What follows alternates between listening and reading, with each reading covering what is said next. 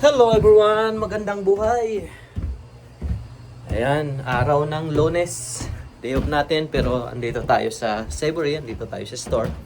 Kasi magda-downsize ako. Actually, nag-downsize ako. Naumpisan ko na, halos empty na nga. Nag-downsize tayo ng freezer guys kasi napakamahal ng utilities natin. So wala naman gaano laman tong kasi actually natanggal ko na ibang mga frozen. Ang nandito na lang yung baboy at saka kaunti pang ayun na lang, empty na yan guys. Kasi mayroon tayong walk-in freezer dito sa baba. Pero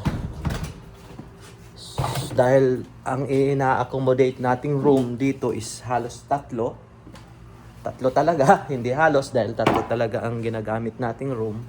So ngayon, every room, every unit kasi may sariling meter yan. So ito ang pinakamalaking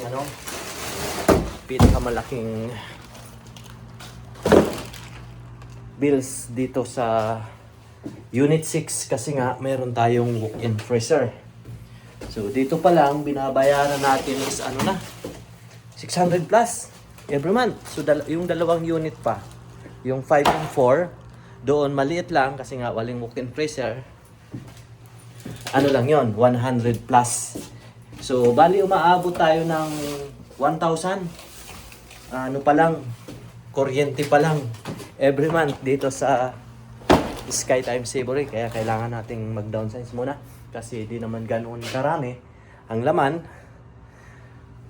Meron namang standing freezer na nilagay doon sa unit 4. Yun muna ang ginamit ko kasi nga galing yun sa unit 2. Walang nagre-rent, nilipat ng may-ari ng building sa unit 4 para sabi niya gamitin ko na lang para mai-shutdown muna itong walk-in freezer. Makatipid ng konti sa utilities at bugbog tayo. Bugbog sa utilities pa lang. Sa pa lang yun guys, sa tawag ng kuryente pa lang. Na agad? 1,000 na agad.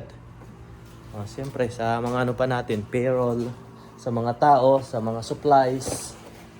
Kaya kailangan natin mag-isip-isip ng ibang paraan para makatipid tayo.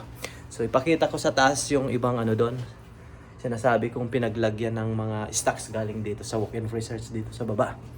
So ipakita ko guys. One moment. And guys, punta na tayo sa taas. Para makita nyo yung kung saan yung pinaglalagyan ko ng mga stocks galing sa baba. Yan, ito yung walk-in. Ay, hindi. Cooler yan. So ito. Dito na yung isang baboy. Yun. Ito, deep freezer natin. Tapos doon sa isang kwarto, andun na nakalagay yung mga tilapia, mga seafood.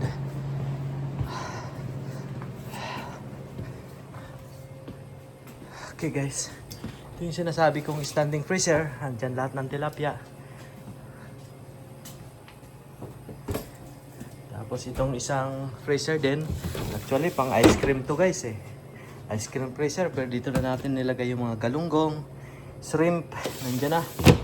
So tulad ng sinabi ko guys, nag-downsize tayo ng walk-in ng freezer dito sa Savory para makatipid ng utilities. So ayan. Yan po ang update natin ngayong araw ng Lunes, araw ng day off. Nakapag downsize. So ayun, magandang buhay sa ating lahat. Mag-ingat tayo parati. God bless everyone.